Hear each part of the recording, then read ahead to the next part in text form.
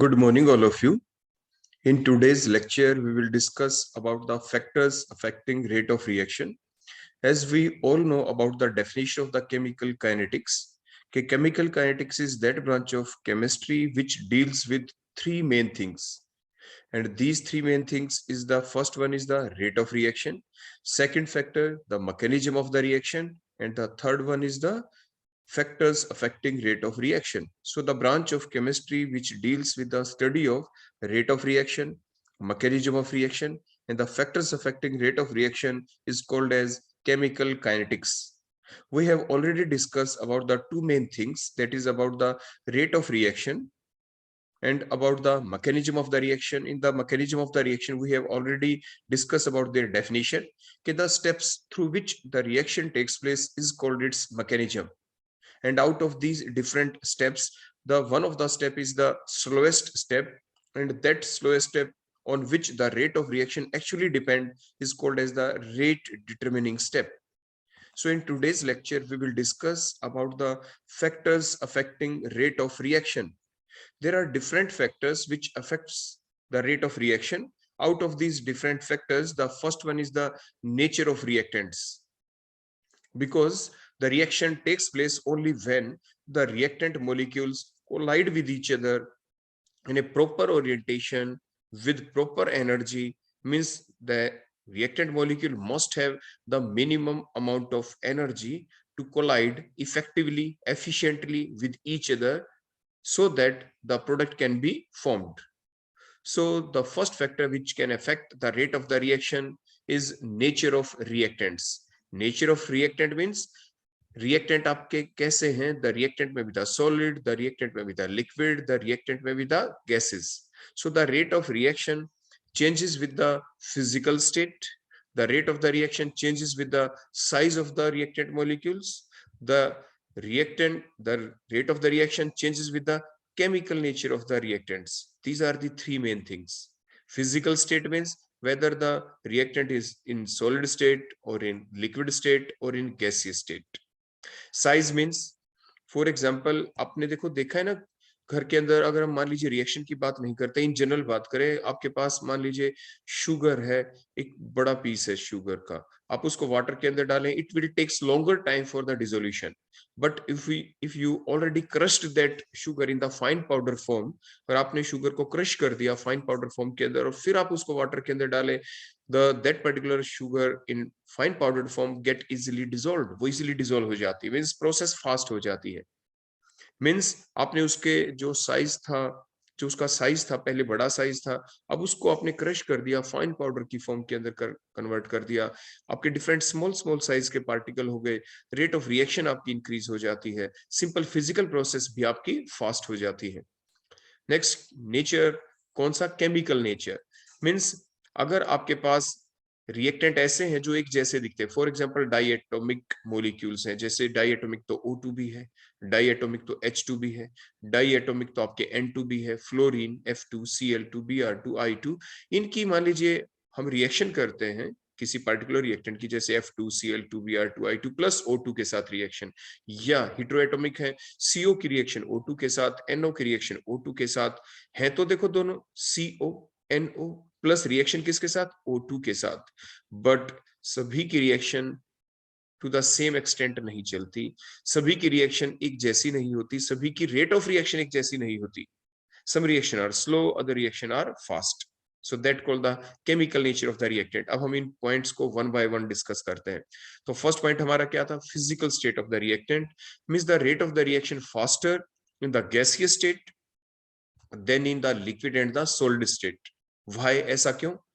Because the gaseous molecule can move more freely, their particles are more free to move, and thus they can cause more effective collisions.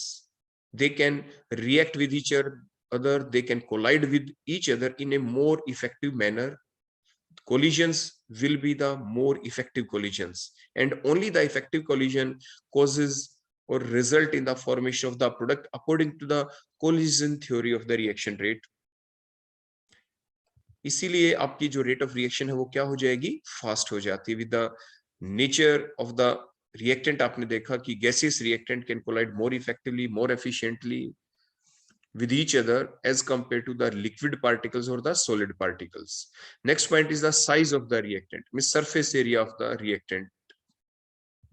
More the surface area, जितना ज्यादा surface area होगा, more the chances of the reactant molecule to come in contact with each other for the effective collisions. Means more the surface area, more will be the chances of the reactant molecule to come near to each other to cause the effective collisions, and thus more will be the rate of the reaction, and thus more will be the rate of reaction.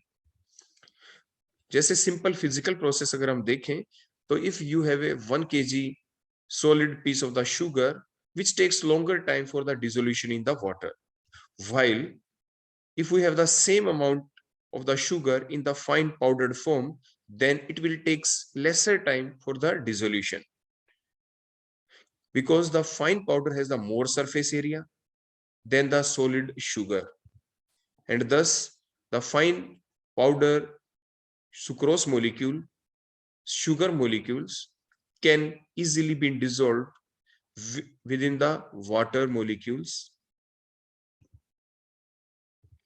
Next point is the chemical nature of the reactants.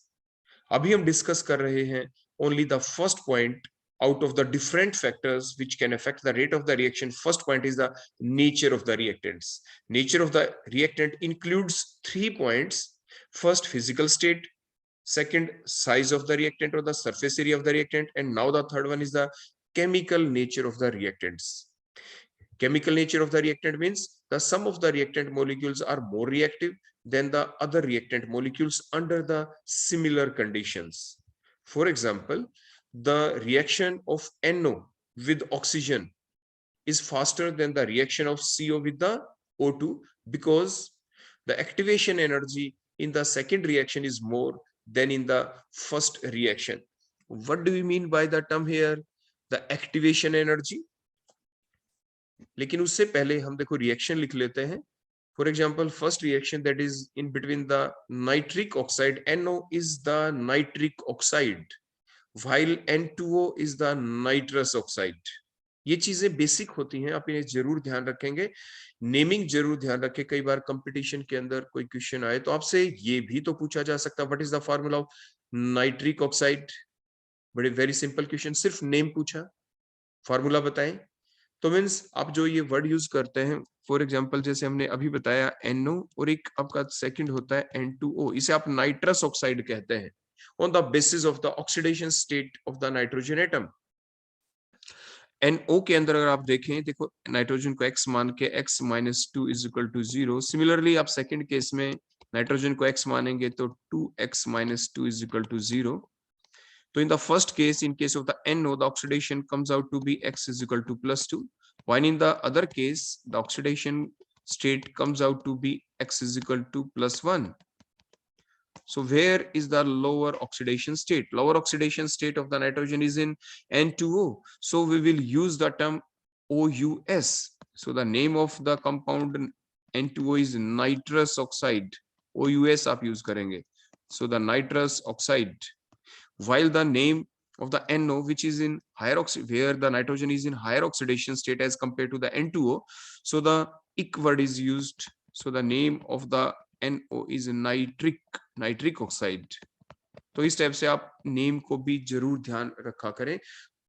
जैसे आपने देखा Fe+2 state भी show करता है और Fe+3 भी. तो Fe+2 state called as the OUS, ferrous. In the higher oxidation state, Fe+3 oxidation state is IC, ferric. तो इस टाइप से आप इन कॉमन चीजों को जरूर ध्यान रखेंगे.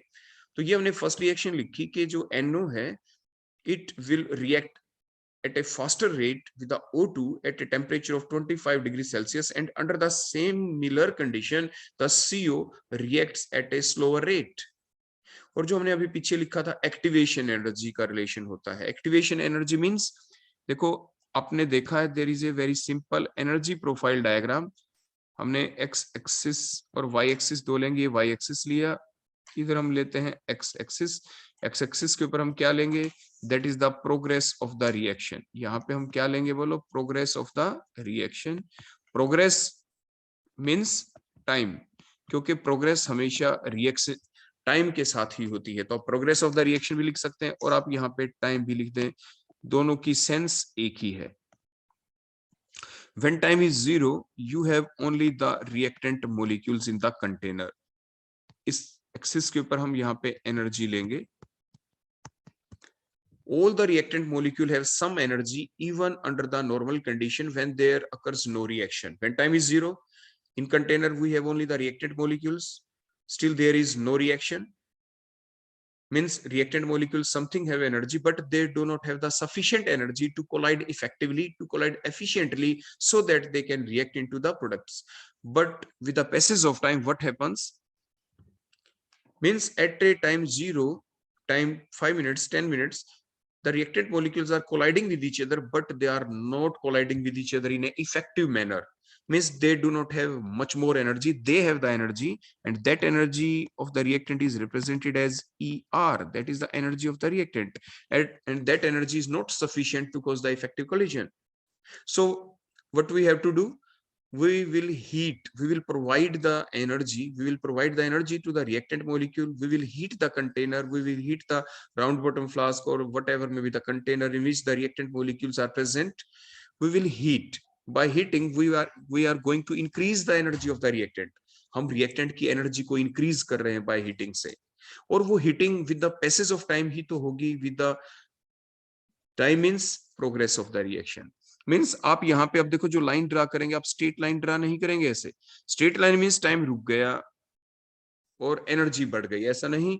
आप धीरे धीरे हीट करेंगे तो with the passage of time, देखो ऐसे ग्राफ देखो आगे टाइम की तरफ आएगा, देखो टाइम आपका इधर चलता है ना राइट साइड में आपके एक्स एक्सिस के ऊपर, तो इस टाइप से प्रोग्रेस होगी। With the progress of the reaction, with the passage of the time, the energy of the reacted molecule goes on increasing.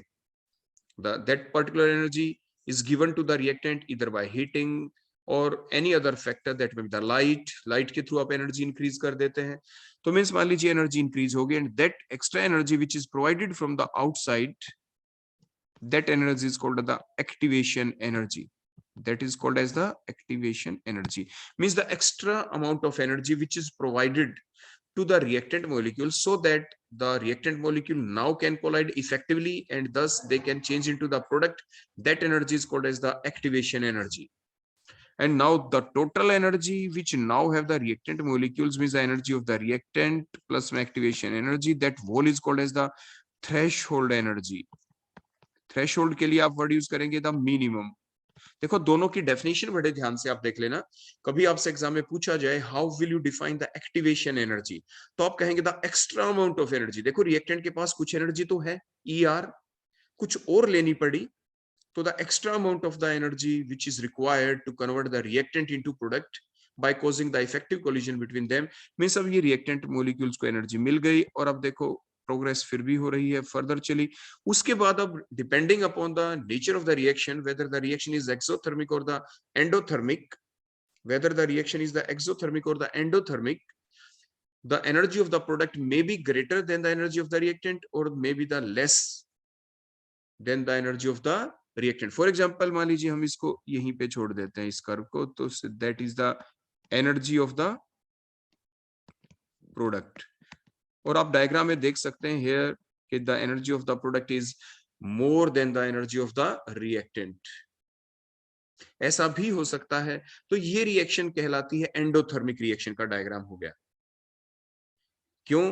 Because here the energy of the product is more than the energy of the reactant. Clear हो गया?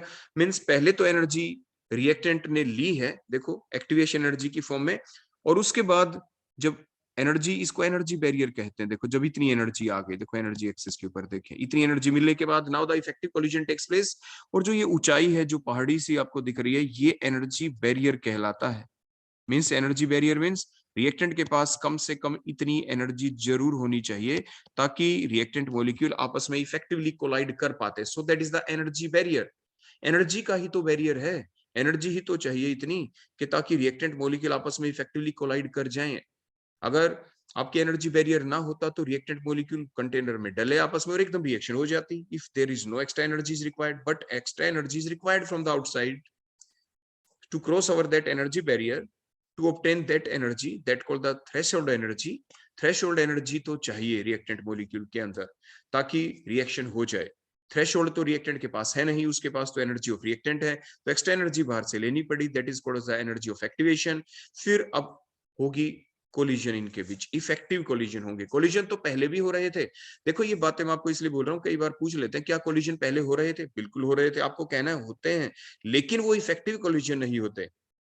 Effective collision होंगे तभी तो reactant product में बदलेंगे। Effective collision होने के लिए रिएक्टेंट मॉलिक्यूल के पास कुछ सफिशिएंट अमाउंट ऑफ एनर्जी चाहिए, जिसे थ्रेशोल्ड एनर्जी कहते हैं।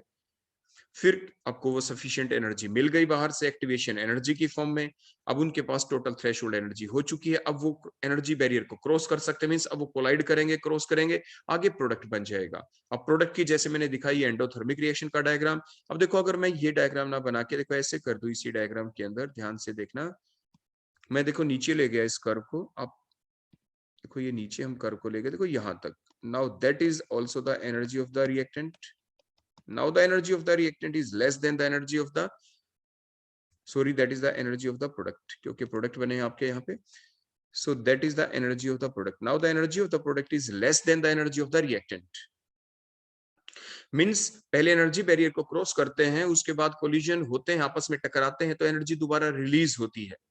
तो energy absorbed in the form of energy activation वो आपकी कम है, और जो रिलीज हो गई आफ्टर द कोलिजन वो ज्यादा एनर्जी रिलीज हो गई। देखो इतनी ज्यादा एनर्जी रिलीज हो गई, देखो इतनी ज्यादा ही रिलीज हो गई, देखो ये, तभी तो एनर्जी ऑफ प्रोडक्ट क्या हो गई है, एनर्जी ऑफ रिएक्टेंट से कम हो गई। Now that diagram is called as the exothermic reaction diagram. और उसके बाद जो एनर्जी ऑफ जो रिएक्टेंट, आप एक चीज और ध्यान से देखें, आगे ये आने वाला है हमारे इसी फैक्टर में, इक्वेशन हम लिखेंगे। अब यहाँ पे जो गैप होता है energy of reactant energy of product के बीच, that gap is called as the delta H, means the heat of the reaction. तो energy of the reaction, heat of the reaction जिसे आप कहते हैं, तो डेल्टा एच एंथैल्पी चेंज। तो जो डेल्टा एच है एंथैल्पी चेंज है, वो क्या होती है, the energy gap between the energy of the reactant and the energy of the product. तो इसी बेसिस के ऊपर आप कहते हैं कि रिएक्शन आपकी एक्सोथर्मिक है या एंडोथर्मिक। डायग्राम को देख के आप इजीली बता सकते हैं, डेल्टा एच कैलकुलेट कर सकते हैं, सब कुछ आपको डायग्राम में हमने बता दिया। तो ये आपकी क्या थी बोलो, एनर्जी ऑफ एक्टिवेशन कोई पर्टिकुलर रिएक्शन की। अब देखो जो हमने लिखा था यहाँ पे बिकॉज करके, because the energy of activation in the second reaction is more then in the first reaction. मान लीजिए जो आपके पास ग्राफ अभी हमने ड्रा किए, देखो और चीजों को अभी मैं देखो ये क्लियर कर दूं यहाँ से, ताकि आप अच्छे से समझ पाए जो बात अभी हम आपको एनर्जी ऑफ एक्टिवेशन को देखो कंपैरिजन करने वाले हैं। देखो ये तो कोई फर्स्ट रिएक्शन थी जिसमें एक्टिवेशन एनर्जी चाहिए, मान लीजिए ये रिएक्शन थी, ये एक्टिवेशन एनर्जी है for the CO2, for the CO, जब COO के साथ कन्वर्ट करता है।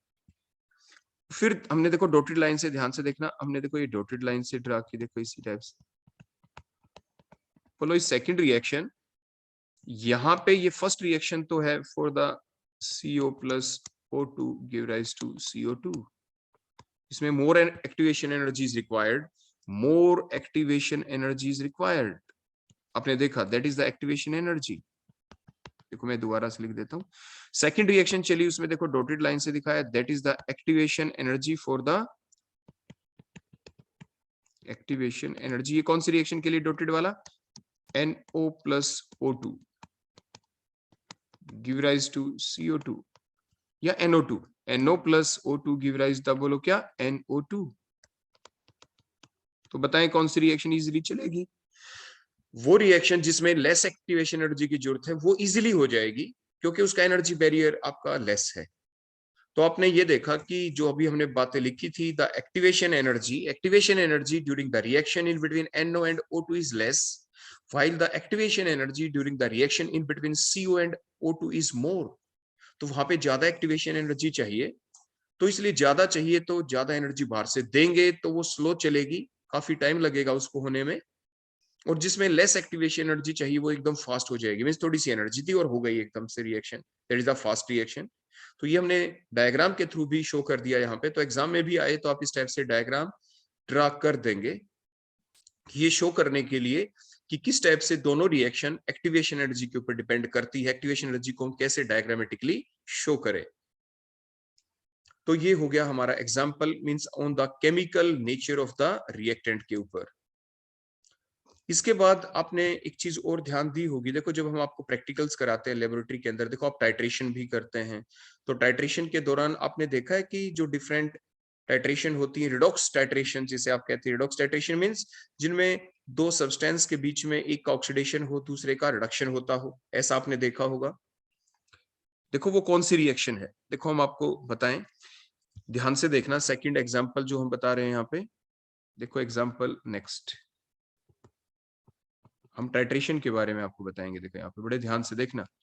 मान लीजिए आपके पास, देखो ये एक ब्यूरेट का डायग्राम बनाते हैं आपके सामने, पहले थोड़ा स्ट्रेट करके बनाते हैं। देखो ये हमने, देखो ये ब्यूरेट ड्रा कर दिया आपके लिए, आपने देखा होगा, देखो इस टाइप से दिखने के लिए होती है आपकी burette, that is the burette.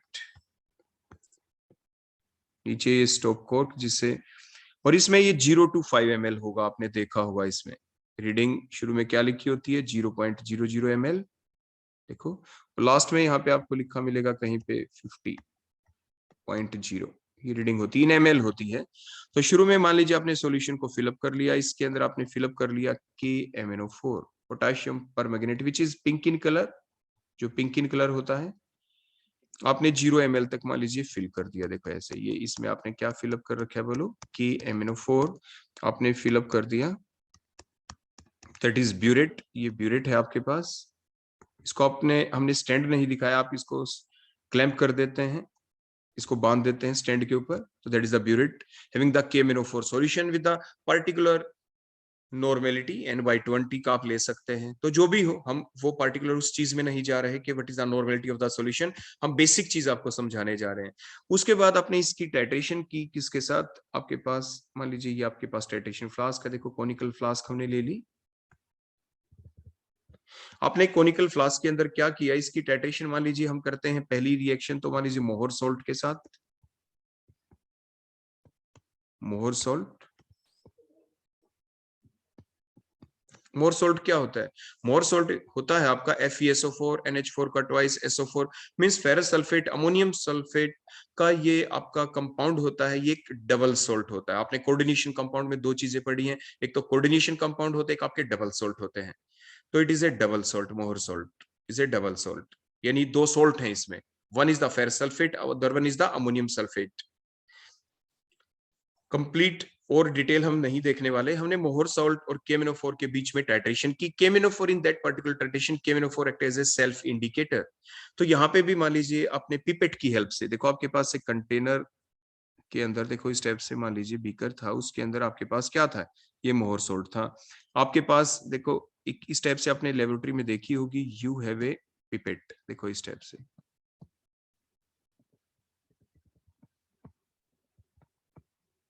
ये पिपेट होती है, इसके ऊपर एक मार्क लगा होता है, देखो यहाँ पे, और इस पिपेट के ऊपर लिखा भी होता है कि पिपेट फॉर एग्जांपल 20 ml की है, तो लिखा मिलेगा इस पे 20 ml है। देखो ऐसे करके हम माउथ से सक करते हैं, देखो इसके अंदर ये सॉल्यूशन, देखो जो फिलअप था, बोलो कौन सा सॉल्यूशन था इसके अंदर, दैट इज द मोहर सॉल्ट। आप पिपेट की हेल्प से 20 ml लेते हैं, तो इसलिए हम बोलते हैं जब आप प्रोसीजर लिखते हैं अपनी कॉपी में, pipette out 20 ml of the मोहर salt solution in the conical flask. Means conical flask के अंदर आप ये 20 ml डालेंगे, लेकिन with the help of the pipette, that term that sentence is the pipette out 20 ml of the मोहर salt solution in the conical flask. तो conical flask के अंदर आपने क्या किया, 20 ml मोहर सॉल्ट सॉल्यूशन देखो आपने डाल दिया। उसके बाद आप टाइट्रेशन स्टार्ट करते हैं। Now titrate the given standard, standard means whose normality is known.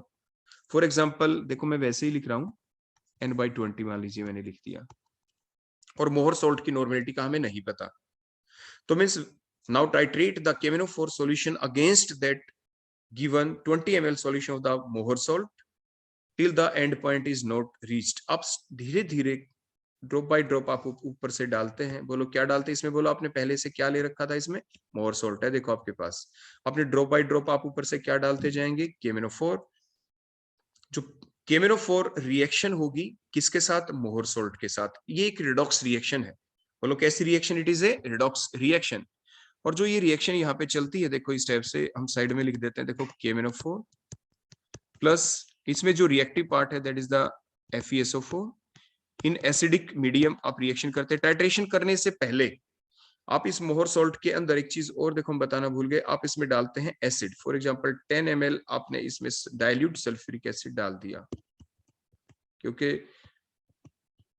आपका जो KMnO4 heat act as a very good oxidizing agent in three media, the neutral media, the basic media and the acidic media, but it is the best oxidizing agent in the acidic medium. तो हमने 10 ml H2SO4 भी डाला। तो आपने क्या किया कि pipette out 20 ml of the Mohr salt solution in the titration flask, then add the 10 ml of the dilute H2SO4 to make the medium acidic.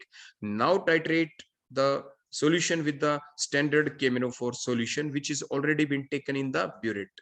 After noting down the initial reading, मान लीजिए 0.00 है, that is the initial reading. देखो ये आपकी initial reading होती है, यहाँ पे आप initial reading ले लेते हैं। उसके बाद आप ऊपर से क्या ड्रॉप बाय ड्रॉप डालेंगे, KMnO4 solution till the end point is not reached. End point is the appearance of the light pink color. तो जब ये रिएक्शन कंप्लीट हो जाए KMnO4 प्लस FeSO4, तो मेन जो आपके यहाँ पे प्रोडक्ट बनते हैं इसके दौरान, वो बोलो क्या बनता है? One is the MnSO4 and second one is the ferric sulfate Fe2SO4 का थ्राइस। देखो इस टाइप से, प्लस वाटर तो इसमें बनना ही होता है, प्लस वाटर भी देखो हम लिख देते हैं, water is also formed. Reaction को हमने बैलेंस नहीं किया। ये जो रिएक्शन है आपने देखा क्या इसमें हमने कुछ हीट किया? No requirement of the heat, means that reaction is fast. ये रिएक्शन फास्ट है। मैं जब हम टाइट्रेशन करते हैं KMnO4 की with Mohr salt, that reaction takes place under the normal temperature. लेकिन आपने ध्यान दिया होगा, ये तो देखो फर्स्ट टाइट्रेशन, हमने सिर्फ टाइट्रेशन आपको बता दी। देखो यहाँ पे ये हमने लिखना था Fe2SO4 लिखना था, सॉरी Fe2SO4 का थ्राइस। आप ऐसे बताते रहा करें हमें चैट बॉक्स में। तो इसके बाद अपने अब क्या करना है, हम सिर्फ ये शो कर रहे हैं कि हमारा जो पॉइंट है factor affecting rate of the reaction में, कि rate of reaction depend upon the chemical nature of the reactants.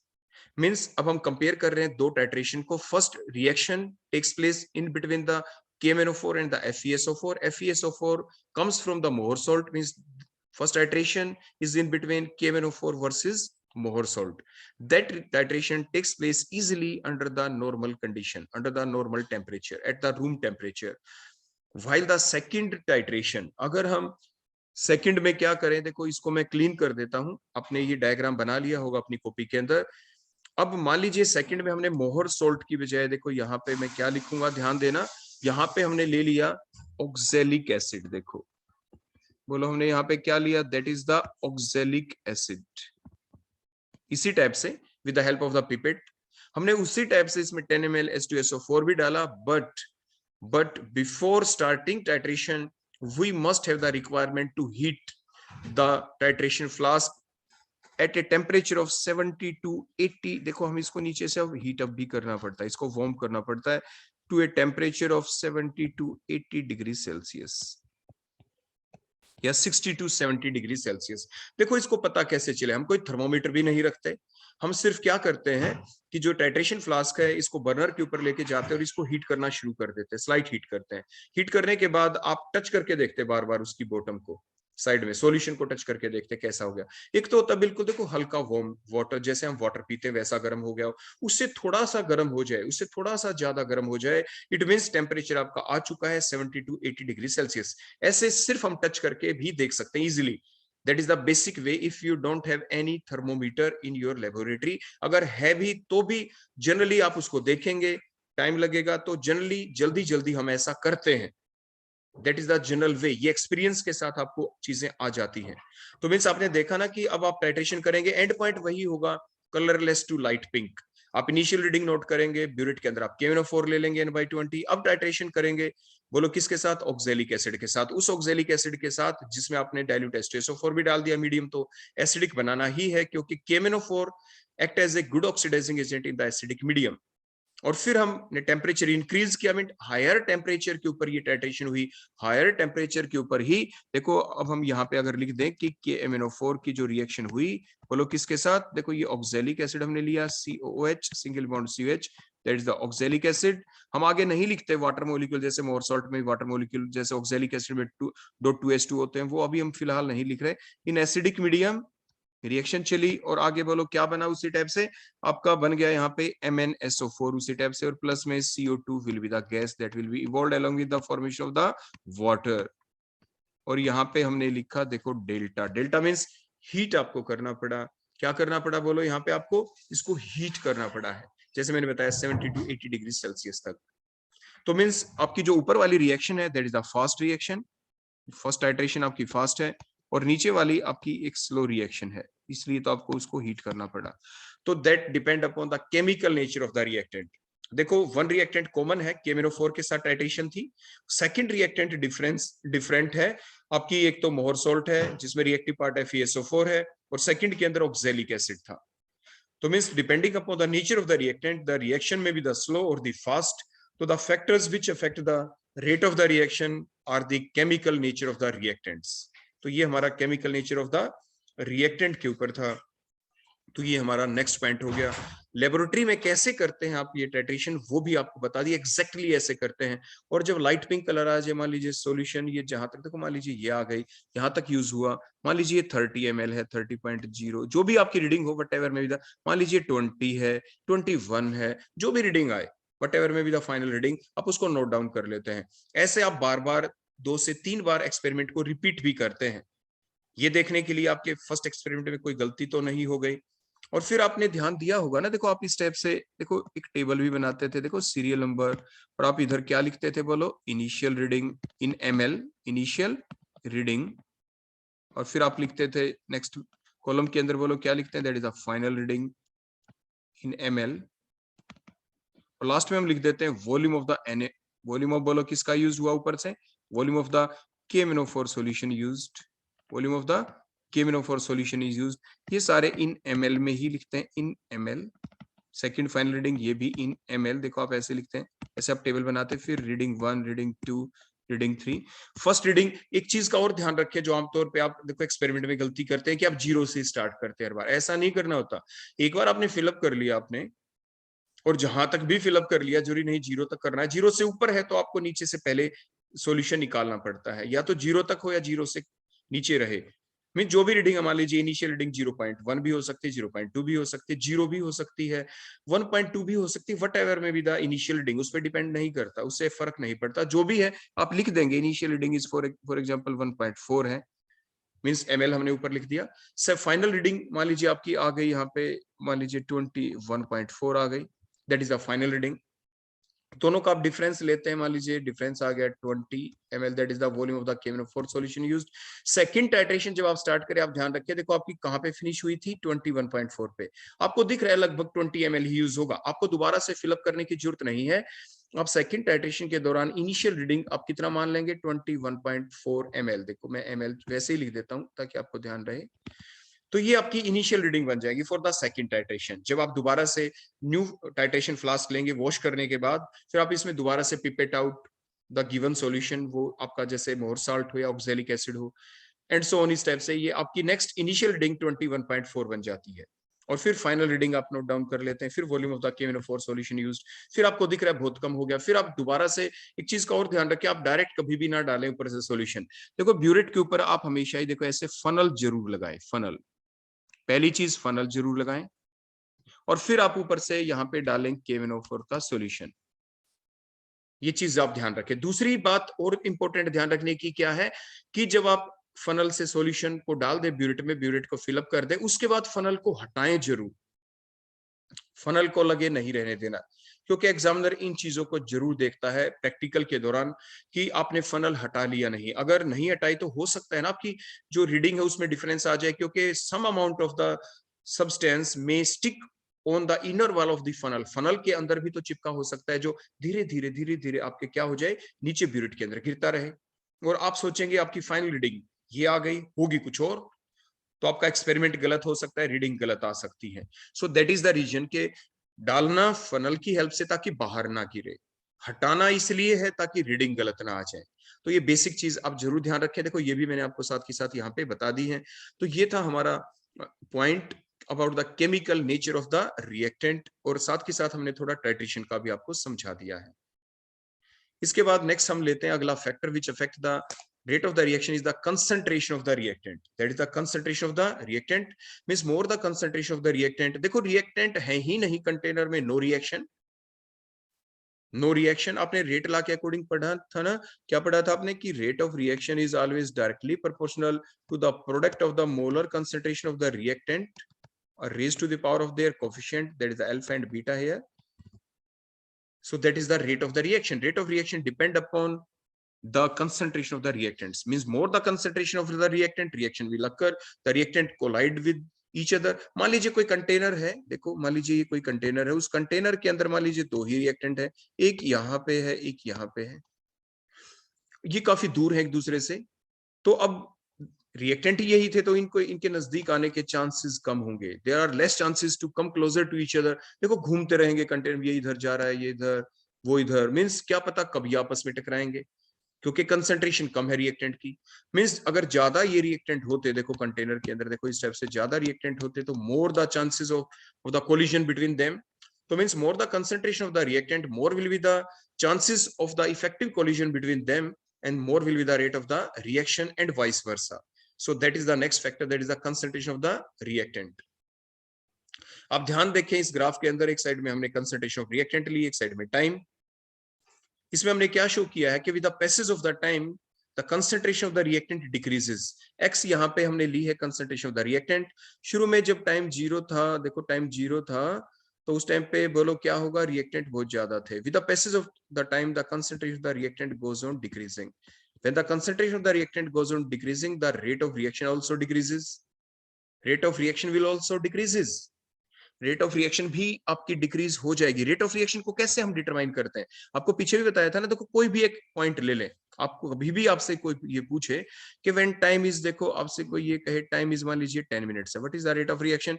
जहाँ पे 10 है, इसको देखो डॉटेड करके जाएं इस कर्व के ऊपर. देखो कर्व ड्रा करने के बाद जो भी पॉइंट है आप उसके ऊपर टेंजेंट ड्रा कर दे. देखो इस टाइप से स्ट्रेट लाइन ड्रा करने का मतलब जो इस पॉइंट के थ्रू पास हो, that called as the tangent. देखो इस टाइप से, that is called as the tangent. अब यहाँ पे आप क्या करते हैं, जो रेट ऑफ रिएक्शन है, that rate of reaction is equal to, बोलो क्या, वो क्या निकालेंगे, टेंजेंट का मतलब tan थीटा, और tan थीटा बोलो किसके इक्वल होता है, that tan theta is equal to perpendicular upon base. Perpendicular upon base. Perpendicular का मतलब जो कंसंट्रेशन एक्सिस है वो परपेंडिकुलर है, बेस टाइम एक्सिस के ऊपर है. तो यहां से हमें क्या मिलेगा, बोलो डेल्टा एक्स, चेंज ऑफ, देखो ये चेंज ऑफ कंसंट्रेशन हम लेंगे. देखो जहां पे कट किया, यहाँ पे टाइम एक्सिस पे कट किया, तो हम क्या लेंगे, देखो इधर हमने dx ले लिया, चेंज ऑफ कंसंट्रेशन, इधर चेंज ऑफ टाइम आ जाएगा ऑन द टाइम एक्सिस. और dx by dt क्या होता है, that is the r, that is the rate of reaction. तो इस टाइप से हम रेट ऑफ रिएक्शन को हर टाइम कैलकुलेट कर सकते हैं. ये तो हुआ 10 मिनट्स. मान लीजिए फिर टाइम हो गया देखो 20 minutes. What is the rate of reaction at the time 20 minutes. अब दोबारा से 20 मिनट्स वाले पॉइंट को देखो ऐसे dot dot dot dot dot dot लेके जाएंगे. देखो ऊपर जिस भी पॉइंट के ऊपर देखो ये कट होगा जाके, देखो पहले वाले को क्लियर कर देते हैं, इस टेंजेंट को, पहले वाली को, देखो ये पहले वाली टेंजेंट को हमने क्लियर कर दिया. अब ये सेकंड पॉइंट, अब जो सेकंड पॉइंट आया, अब आप दोबारा से एक ऐसी लाइन, स्ट्रेट लाइन ड्रा करेंगे जो इस पॉइंट के अंदर से देखो ऐसे पास होगी, फिर ये दोबारा से कट करेगी आपकी कंसंट्रेशन एक्सिस पे भी, टाइम एक्सिस पे भी.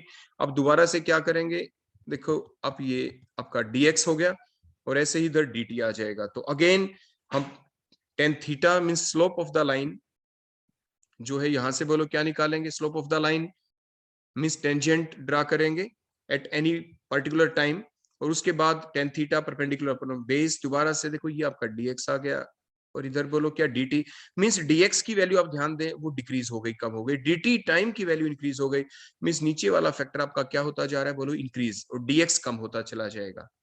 तो इट मींस r की वैल्यू डिक्रीज हो जाएगी, means rate of reaction decreases. तो मींस जैसे जैसे रिएक्टेंट की कंसंट्रेशन, जैसे जैसे टाइम बढ़ रहा है, with the passage of time the concentration of the reactant goes on decreasing and the rate of reaction also goes on decreasing. Rate of reaction आपकी डिक्रीज हो रही है.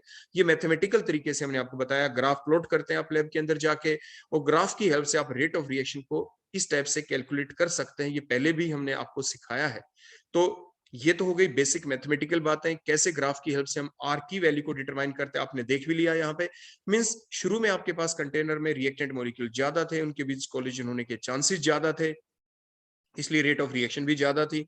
With the passage of time the concentration of the concentration of the reactant decreases, और concentration of reactant decrease हुई तो क्या हुआ, देखो उस कंटेनर के अंदर देखो आपके ये रिमेनिंग, देखो मैंने रिएक्टेंट दिखा दिए, देखो ये रिएक्टेंट है, और कुछ देखो प्रोडक्ट भी बन गए, देखो ये प्रोडक्ट दिखा दिए। अब जो ये प्रोडक्ट बन गए हैं उसी कंटेनर में तो प्रेजेंट, ऐसे तो नहीं कि बाहर आ गए, जो ये प्रोडक्ट बने हैं, these products causes the steric hindrance, these product formed act as the बोलो क्या, या create the बोलो क्या, steric hindrance, ये रुकावट पैदा करते हैं, they causes the steric hindrance in between the remaining reactant molecules, और जिसकी वजह से remaining reactant molecule के बीच easily effective collision नहीं हो पाएंगे, क्योंकि बीच में रिएक्टेंट प्रोडक्ट आ गए ना, जो प्रोडक्ट बने हैं वो बीच में आ जाते हैं, स्टेरिक हिंड्रेंस क्रिएट करते हैं, रुकावट पैदा करते हैं, रिएक्टेंट के बीच इफेक्टिव कोलिजन नहीं हो पाते, इसलिए रेट ऑफ रिएक्शन डिक्रीज हो जाती है। क्लियर हो गई होंगी अब आपको बातें कि जैसे जैसे समय बीतता है, with the passage of time why the rate of reaction decreases, rate of reaction decrease होने के क्या क्या कारण हुए, कि with the passage of time the concentration of reactant decreases, so the chances of collision decreases, और second वे था chances कम होने का, कि the product formed causes the steric hindrance in between the remaining reactant molecules, so the chances of the collision between the reactant molecule decreases, so the rate of reaction also decreases. तो हमने क्या लिखा कि concentration of जो reactant molecules है that goes on decreasing with the passage of time, so the rate of reaction also decreases.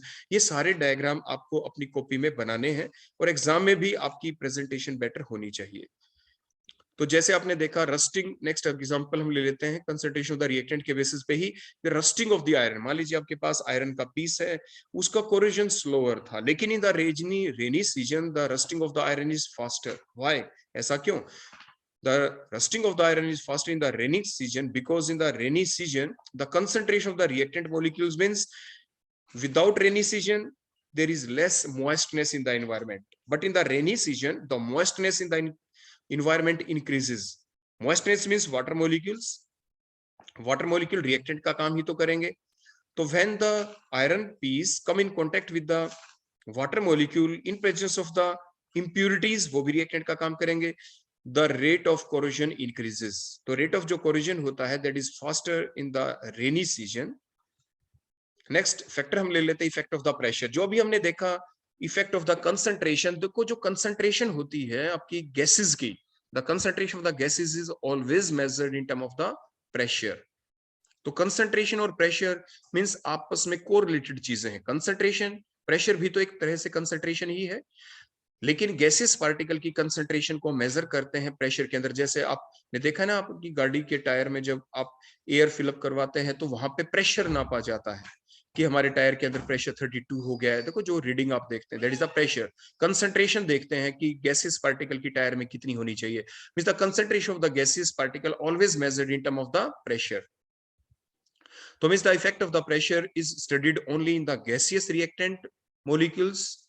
तो with the increase in the pressure, तो जब हम प्रेशर इंक्रीज करेंगे तो क्या होगा, with the increase in the pressure the reactant molecules come closer to each other. नहीं तो प्रेशर, देखो आपके पास देखो एक ये कंटेनर है, कंटेनर के ऊपर देखो आपके रिएक्टेंट मॉलिक्यूल्स है, इसके ऊपर आपने पिस्टन लगा रखा है, आपने प्रेशर इंक्रीज कर दिया, देखो पिस्टन आपने नीचे कर दिया, इसके अंदर जो रिएक्टेंट मॉलिक्यूल थे पहले एक दूसरे से दूर थे, उनके बीच कोलिजन के चांसेस कम थे। अब देखो प्रेशर इंक्रीज करने से रिएक्टेंट के मॉलिक्यूल एक दूसरे के नजदीक आ जाएंगे with the increase of the pressure.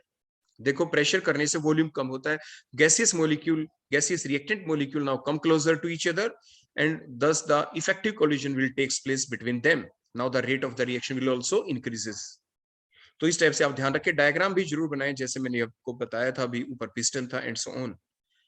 Next point आ जाता है इफेक्ट ऑफ द टेम्परेचर। अभी हमने पीछे ही तो पढ़ा था, डायग्राम सारे बनाए थे ना कि एनर्जी ऑफ रिएक्टेंट होती है, एनर्जी ऑफ प्रोडक्ट होती है, जो एनर्जी ऑफ रिएक्टेंट काफी कम थी वो इफेक्टिव कोलिजन नहीं हो पा रहे, हमें कुछ एक्टिवेशन एनर्जी चाहिए थी। कहां से मिलेगी वो activation energy? By increasing the temperature, by heating, by light. तो इफेक्ट ऑफ द टेम्परेचर ही है ये। तो मींस आपने देखा, देखो दो कर्व हमने ड्रा कर दिए। हमने क्या किया कि with the increase of the temperature, means with the increase of the temperature the reactant molecule acquire the required activation energy and thus the number of effective collision will increase, so the rate of reaction will also increase। rate of reaction आपकी increase होती चली जाती है। आप ध्यान से देखें, जो भी देखो एनर्जी थी आपकी रिएक्टेंट की, कुछ भी मान ले जो हमने शो नहीं कर रखी, मान लीजिए जो भी थी आपकी एनर्जी ऑफ रिएक्टेंट, मान लीजिए यहाँ पे हम कहते हैं that is the energy of the reactant. देखो स्टार्टिंग में that is the energy of the reactant. हमने ग्राफ वैसे बिल्कुल जो नीचे से शो किया वो इसलिए क्योंकि हमने फ्रैक्शन ऑफ मोलिक्यूल्स ले रखे हैं यहाँ पे। Delta N by N called as the fraction of the molecules. ये कौन है बोलो आपके पास? Fraction of the molecules. Speed के साथ कह सकते हैं, एनर्जी के वर्सेस ये डायग्राम आप कह सकते हैं एक ही बात है, क्योंकि speed increase means energy increase. Energy increase हुई रिएक्टेंट मॉलिक्यूल की तभी तो स्पीड भी इंक्रीज होगी। तो मींस आपके टेम्परेचर T1 हमने लिया, उसके ऊपर जब रिएक्शन चली तो एक्टिवेशन एनर्जी देखो आप ध्यान से देखें वो आपकी क्या है? ज्यादा है।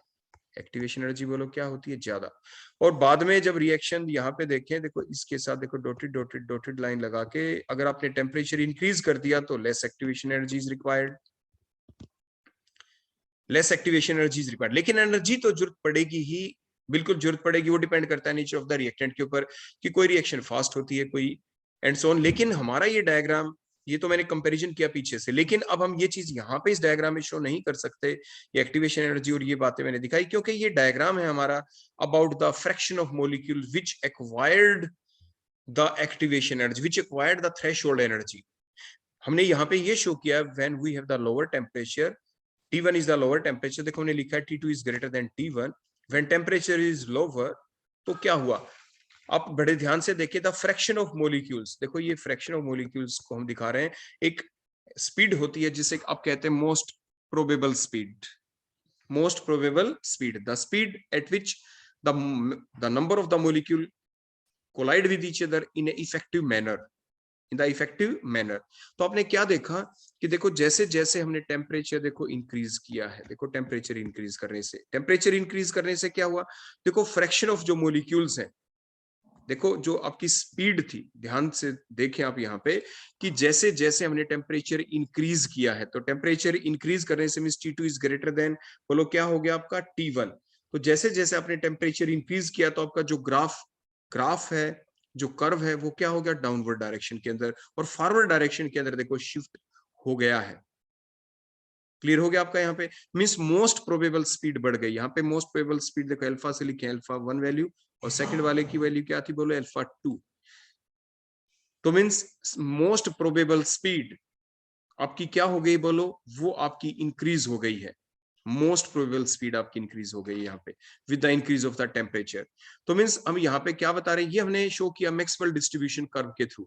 लेकिन जो अगर आप सिंपल भाषा में देखना चाहते हैं तो पीछे जो हमने कर्व ड्रा किया था वो आपके लिए सफिशिएंट था। लेकिन यहाँ पे हम क्या शो करेंगे कि अब मान लीजिए ये ग्राफ आपका स्पीड के साथ मान लीजिए एनर्जी भी लिख दें तो कोई फर्क नहीं पड़ेगा। तो आप किसी भी पॉइंट के ऊपर देखिए, देखो इतनी एनर्जी, देखो ये पार्टिकुलर कोई एनर्जी है, मान लीजिए इस एनर्जी के जो आपके मोलिक्यूल्स हैं जब टेम्परेचर T1 था, देखो T1 वाले ग्राफ देखो, ये these are the fraction of the molecules, these are the fraction of molecule having that energy. देखो ध्यान से देखें, लेकिन हमने टेम्परेचर इंक्रीज कर दिया तो देखो ये ऊपर जाके कट होगा। देखो मींस आपके देखो इस टाइप से हम इसको ऐसे दिखा देते हैं, इसको देखो कट करके, means these are the molecules, these are the molecule. देखो ये means fraction of the molecule increases at the temperature T2।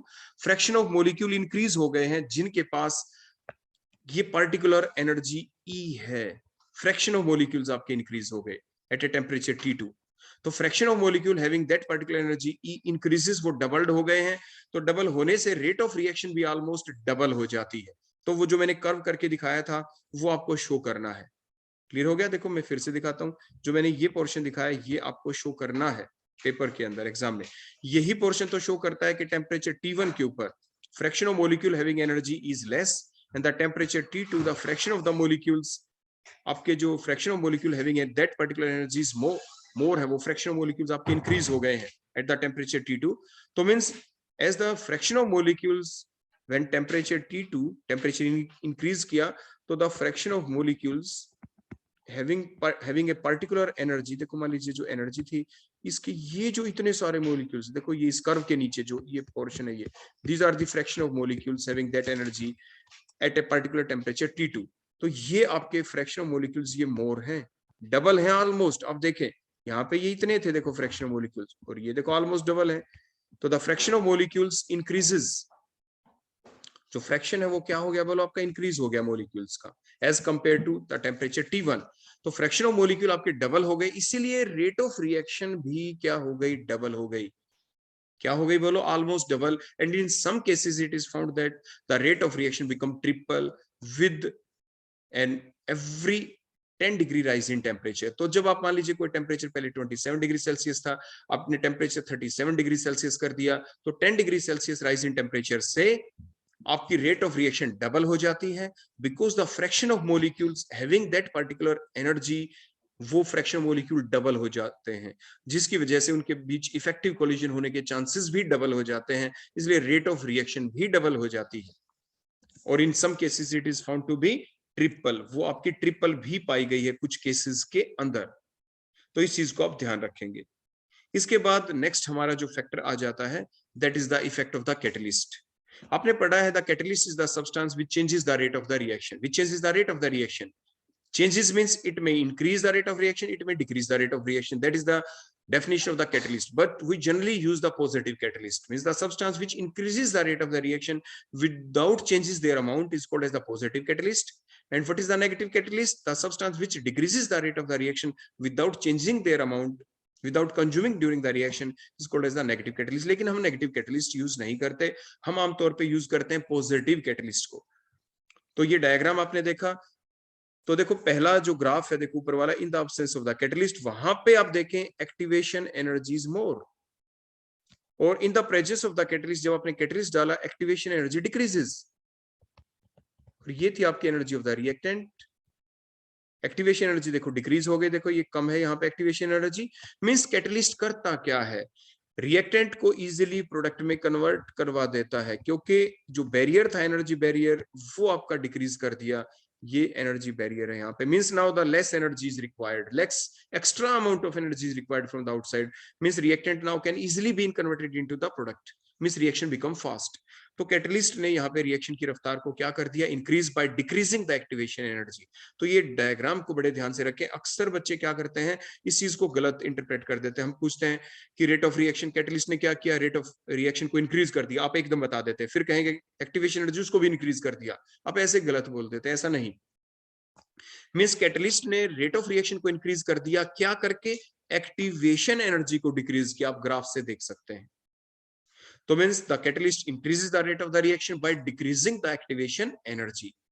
आपने जैसे देखा द डिकम्पोजिशन जो होता है हाइड्रोजन पेरोक्साइड का, that takes place in the presence of the catalyst, that is the MnO2, जिसे मैग्नीज डाइऑक्साइड कहते हैं।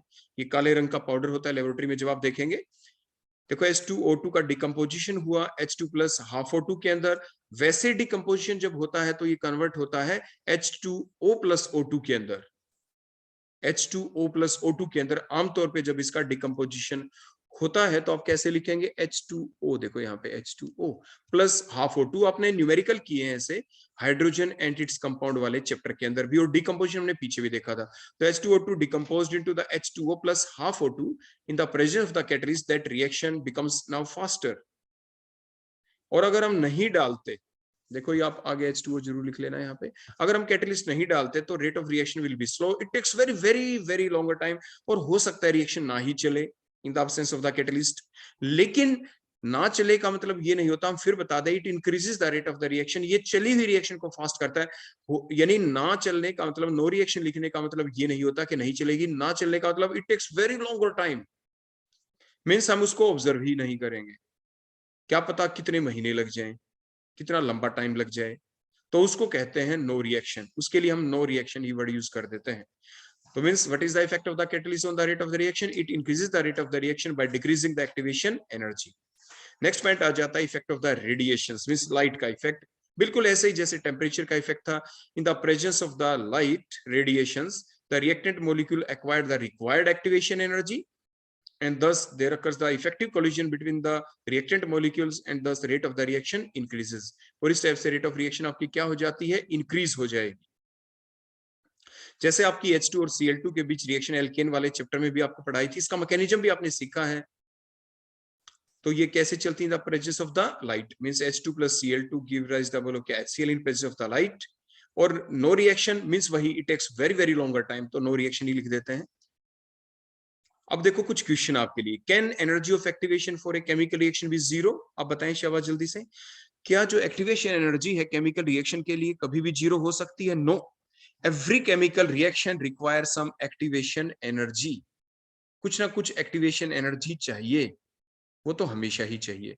Means as the every chemical reaction requires some activation energy, so the energy of activation for the chemical reaction cannot be zero, वो zero नहीं हो सकती। Second question देखें, what is the value of activation energy for the fast reaction and for the slow reaction? अभी अभी हमने पढ़ा था कि जो आपकी कोई फास्ट रिएक्शन है तो वो एकदम जो होने वाली, it means activation energy is less, so the activation energy for the fast reaction will be very low and the activation energy for the slow reaction will be very high, उनके लिए high होगी। अभी हमने diagram पीछे draw कर दिए थे, आपको समझा भी दिया था। नेक्स्ट क्वेश्चन है आपका, why reaction involving the different covalent molecules takes place at the different rate? जो रिएक्शन है वो अलग अलग रेट के ऊपर क्यों चलती है, कोई रिएक्शन स्लो होती है, कोई फास्ट होती है, ऐसा क्यों? क्योंकि आप जानते हैं कि जो डिफरेंट जो रिएक्टेंट मॉलिक्यूल्स होते हैं उनके अंदर डिफरेंट टाइप के बॉन्ड होते हैं, उनके ब्रेकेज के लिए डिफरेंट अमाउंट ऑफ एनर्जी चाहिए, because every bond is not of the same strength, some bond are weaker, some bond are stronger, so the different amount of energy is required, different amount of activation energy is required for the breaking of that bond। क्योंकि reaction की definition क्या थी, reaction is said to occur when the old bond breaks and the new bonds formed। Old bond जब तक टूटेंगे नहीं तो आपके नए बॉन्ड बनेंगे कैसे, प्रोडक्ट कैसे बनेंगे? ओल्ड बॉन्ड टूटने के लिए something energy is required from the outside in the form of the energy of activation energy. अगर किसी में ज्यादा स्ट्रॉन्गर बॉन्ड है तो more energy is required, means more activation energy is required, और किसी के वीकर बॉन्ड है तो less energy is required, less activation energy is required for their cleavage. तो means as the different bond required different amount of the energy for their breaking, and thus the different reaction require different activation energies, so the reaction involving the different covalent molecules takes place at the different rate। तो अब next question लेते हैं, what will happen to the enthalpy change? Enthalpy change means जो delta H हमने लिखा था, during the oxidation of the NO when a catalyst is added to it. बताएं क्या होगा, क्या एंथैल्पी चेंज के ऊपर कोई फर्क पड़ता है? उसके ऊपर कोई भी फर्क नहीं पड़ता। डेल्टा एच की वैल्यू रिमेन सेम, वो सेम रहेगी, क्योंकि एनर्जी ऑफ रिएक्टेंट और एनर्जी ऑफ प्रोडक्ट के ऊपर तो कोई फर्क नहीं पड़ता। कैटलिस्ट सिर्फ किसको चेंज करता है? एक्टिवेशन एनर्जी को। The energy of reactant will remain same, the energy of the product form will remain same, और जो गैप होता है एनर्जी ऑफ रिएक्टेंट और एनर्जी ऑफ प्रोडक्ट के बीच का, उसी को डेल्टा एच कहते हैं। क्योंकि एनर्जी ऑफ रिएक्टेंट में कोई फर्क नहीं पड़ा, एनर्जी ऑफ प्रोडक्ट में कोई फर्क नहीं पड़ा, इसलिए डेल्टा एच की वैल्यू में भी कोई फर्क नहीं होगा, means delta H will remain same. Means before adding catalyst reaction चल रही थी तब भी डेल्टा एच वही रहेगा, और जब आपने कैटलिस्ट ऐड कर दिया रिएक्शन की रफ्तार बढ़ गई, लेकिन डेल्टा एच फिर भी सेम रहेगा। तो मींस हम क्या कह सकते हैं, the catalyst only decreases the magnitude of the activation energy, वो सिर्फ एक्टिवेशन एनर्जी को ही डिक्रीज करता है, वो डेल्टा एच को इफेक्ट नहीं करता, क्योंकि एनर्जी ऑफ रिएक्टेंट और प्रोडक्ट को इफेक्ट नहीं करता, means it do not affect the energy of the reactant or the energy of the product, means the value of delta H will remain same, means it causes no effect on the magnitude of the enthalpy change, means delta H की value के ऊपर कोई फर्क नहीं पड़ेगा during the oxidation of the NO when even the catalyst is added in it, means वो आपकी बिल्कुल सेम रहेगी। देखो रफली डायग्राम देखो आपके सामने फिर से ड्रा करके एक बार दिखा दें, अगर कोई बच्चा भूल गया है तो। देखो इस एक्सिस के ऊपर आप क्या लेते हैं, दैट इज द एनर्जी, और इधर हम क्या लेते हैं, प्रोग्रेस मींस टाइम। देखो ये आपके पास देखो रिएक्टेंट हमने शो कर दी, that is the energy of the reactant, और इधर हम कोई भी मान लीजिए हम एक्सोथर्मिक रिएक्शन दिखा देते हैं, मींस एनर्जी ऑफ प्रोडक्ट हमने देखो कम दिखा दी, तो एक्सोथर्मिक रिएक्शन का डायग्राम होगा। देखो ये कोई रिएक्शन चल रही थी देखो इस टाइप से, तो that is the activation energy. देखो ये एक्टिवेशन एनर्जी की देखो जरूरत पड़ी पहले, देखो ये यहां तक, ये थी activation energy, that is the activation energy. देखो ये, और ये एनर्जी देखो रिएक्टेंट और प्रोडक्ट के बीच का, देखो ये जो गैप है that is called as delta H. देखो इसको कहते हैं डेल्टा एच। आपने कैटलिस्ट नहीं डाला, दैट इज डेल्टा एच। देखो बाहर से आपने एक्टिवेशन एनर्जी इतनी देनी पड़ी, जब आपने कैटलिस्ट डाला तो रिएक्शन देखो फास्ट होगी। देखो डॉटेड लाइंस देखो मैंने ऐसे शो कर दिया, तो ऐसे करने से देखो एक्टिवेशन एनर्जी तो देखो कम हो गई, देखो एक्टिवेशन एनर्जी, लेकिन रिएक्टेंट की एनर्जी वही, प्रोडक्ट की एनर्जी वही, और energy of reactant energy of product के बीच का जो गैप है दैट इज डेल्टा एच, वो भी वही। तो मींस डेल्टा एच की वैल्यू क्या रही, सेम। मींस हमारा क्वेश्चन यही था, what will happen to the enthalpy change? Enthalpy change के ऊपर क्या फर्क पड़ेगा? कोई फर्क नहीं पड़ा। डायग्राम भी आप ऐसे ड्रा जरूर करेंगे एग्जाम के अंदर, ये आप जरूर ध्यान रखें। ऊपर वाले क्वेश्चन को भी देख लें, देखो जो हमने लिखा था ना क्वेश्चन नंबर, देखो जो 2 था कि what is the value of activation energy for the fast reaction and the slow reaction. देखो जो पहले वाली जो रिएक्शन थी अब्सेंस ऑफ कैटलिस्ट के साथ, वो रिएक्शन देखो आपकी स्लो थी। अब्सेंस ऑफ बोलो किसके साथ बोलो, ये आपकी रिएक्शन क्या थी, स्लो रिएक्शन थी, ये स्लो रिएक्शन है। देखो मोर एक्टिवेशन एनर्जी, ठीक हो गया। नीचे आपकी देखो मोर एक्टिव, जो आपकी एक्टिवेशन एनर्जी कम की जरूरत पड़ी means with the presence of catalyst, with the बोलो क्या, प्रेजेंस ऑफ कैटलिस्ट के साथ रिएक्शन चली तो देखो फास्ट हो गई। तो आप इस डायग्राम को भी, इस क्वेश्चन जो ये वाला क्वेश्चन था, इसमें आप इसको ड्रा करके दिखा सकते हैं स्लो और फास्ट के लिए, स्लो और फास्ट के लिए। अगला पॉइंट था, देखो सबसे पहला क्वेश्चन था ना कि can the energy of activation for the chemical reaction be zero. आपने देखा, देखो ये केमिकल रिएक्शन चल रही है, एक्टिवेशन एनर्जी तो देनी ही पड़ती है। कैटलिस्ट डाल देंगे तो थोड़ी कम देनी पड़ेगी, लेकिन देनी जरूर पड़ती है एक्टिवेशन एनर्जी। तो means activation energy can never be zero, ये हमने आपको बताया था। ऐसे ही अब्सेंस ऑफ कैटलिस्ट या प्रेजेंस ऑफ कैटलिस्ट की बजाय, देखो क्वेश्चन नंबर जो 3 था, अगर आप इसका डायग्राम बनाते, देखो आप यहाँ पे देखो, आपको कुछ ऐसे एग्जांपल भी आप ले सकते थे, जैसे मैंने पहले भी आपको बताया था, विदाउट कैटलिस्ट भी अगर आप बात करें, मान लीजिए एक रिएक्शन चल रही थी, आपने देखा था ना पीछे, CO plus O2, the reaction give rise to CO2, that is a slow reaction, while the another reaction that is in between NO plus O2 give rise to, बोलो क्या आपका, NO2, that is the fast reaction, means less activation energy। देखो दो reaction को ही हमने comparison कर दिया यहाँ पे, CO plus O2 give rise to CO2, that reaction requires more activation energy, while the reaction NO plus O2 give rise to NO2, that reaction requires less activation energy। तो दो reaction का भी comparative form में हमने diagram बना दिया। ये question number आपका देखो ये 3 हो गया, जिसमें हमने लिखा था ऊपर, क्या था question, why the reaction involving the different covalent molecule takes place at the different rate, क्योंकि डिफरेंट रिएक्शन डिफरेंट रेट पे क्यों चलती, कोई फास्ट हो जाती, कोई स्लो। हमने दिखा दिया ना, CO plus O2 वाली रिएक्शन स्लो है और NO plus O2 वाली रिएक्शन आपकी फास्ट है, less activation energy is required. ऐसा क्यों, हमने आंसर लिख दिया था, लेकिन डायग्राम आप ये वाला ड्रा कर देना यहाँ पे क्वेश्चन नंबर 3 के अंदर। तो को सभी क्वेश्चन के अपने पर्टिकुलर डायग्राम होते हैं, मैंने सारे डायग्राम आपको बता दिए कि आप क्या क्या ड्रा करें।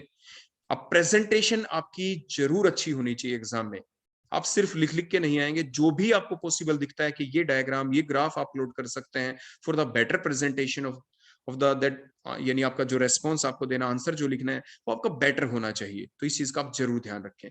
So thank you, that all about the today's lecture on the factor affecting the rate of the reaction. कई बार बड़ा क्वेश्चन आ जाता है, ये 5 मार्क्स का भी आ सकता है कि explain the different factors which affect the rate of the reaction, या सिंपल कुछ पॉइंट भी आ सकते हैं कि explain the temperature factor which, how the temperature affect the rate of the reaction, simple इतना भी आ सकता है। How the light factor, how the light radiation affect the rate of the reaction, सिर्फ इतना आ सकता है। How the nature of the reactant affect the rate of the reaction, सिर्फ इतना पूछ सकते हैं। तो मिस डिफरेंट पोर्शन भी पूछे जा सकते हैं आपके एग्जाम में, और इकट्ठा भी आ सकता है, ग्राफ की फॉर्म में भी आ सकता है। डिफरेंट ग्राफ जो हमने प्लॉट करवाया, आप एक एक चीज को अपनी कॉपी में आपने नोट डाउन कर लिया होगा। So thank you, that all about today's lecture on the factor affecting rate of the reaction. Thank you.